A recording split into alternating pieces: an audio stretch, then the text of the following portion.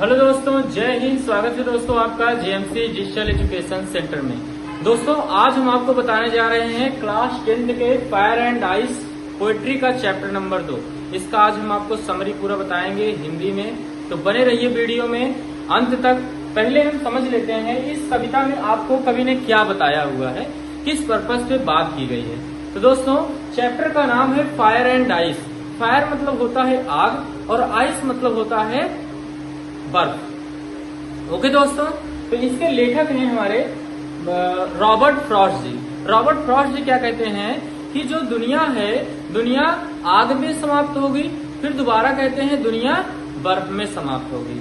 उसके बाद कहते हैं मेरा जो फेवर है, मेरा जो सहमति है, मैं पहली बार दुनिया को समाप्त होना आग में देखना चाहता हूँ। फिर उसके बाद कहते हैं कि अगर दुनिया जो है कहते हैं, कभी कहते हैं कि हम सोचते हैं कि दुनिया जो है बर्फ में समाप्त हो। यहाँ पर दोस्तों आग और बर्फ का क्या मतलब है, तो दोस्तों according to poet fire represent desire और एंगर और ग्रीड, लालच का बोध कराता है, क्रोध का और आकांक्षा का। ओके दोस्तों, और जो यहाँ पर आइस दिया गया है, आइस रिप्रेजेंट हेट।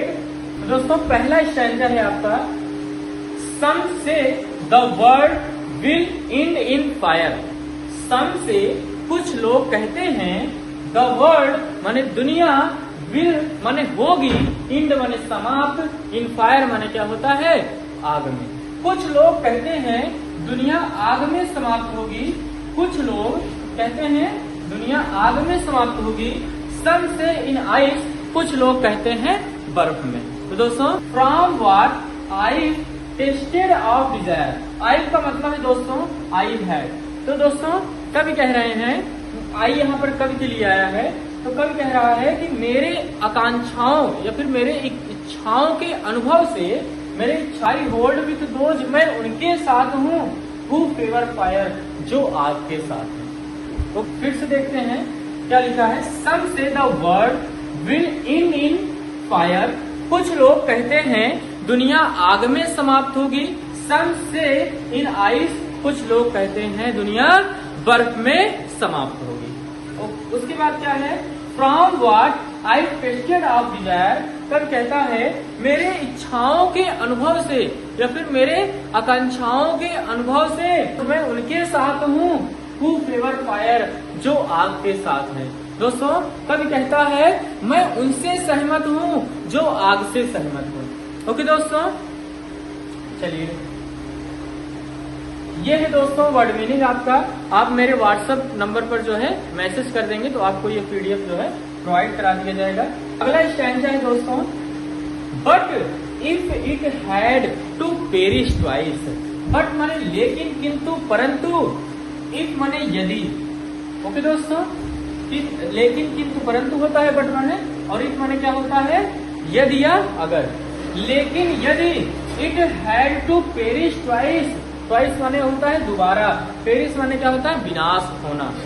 कह रहा है कभी लेकिन यदि इसका दोबारा विनाश होना पड़े।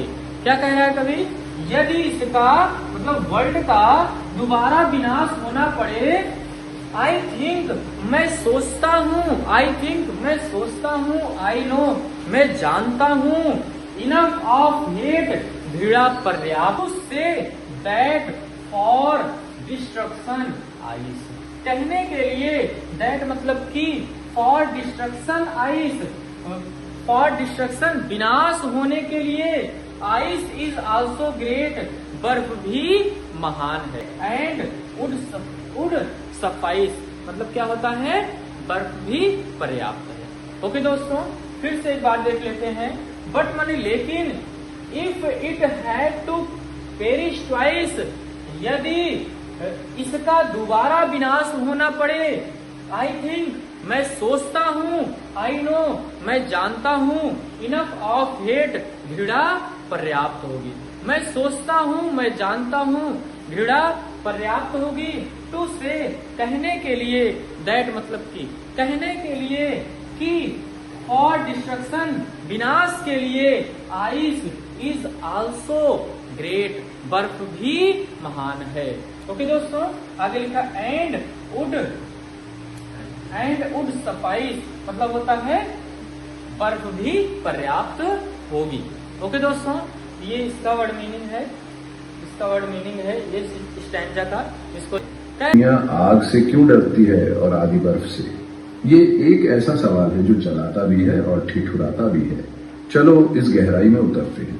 आग बेकाबू चाहतों का निशान, जुनूनी बेरहम, सब कुछ भस्म कर देने वाली। ये एक ताकत है जो दुनिया को निगल जाती है, जो हमारी सबसे गहरी।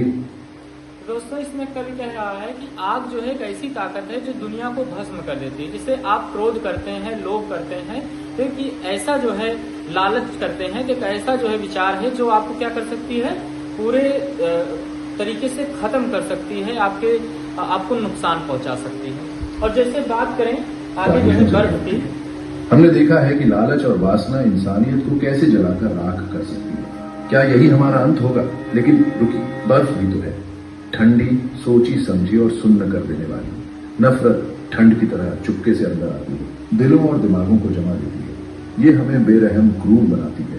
क्या यही ठंड आखिरी चोट होगी?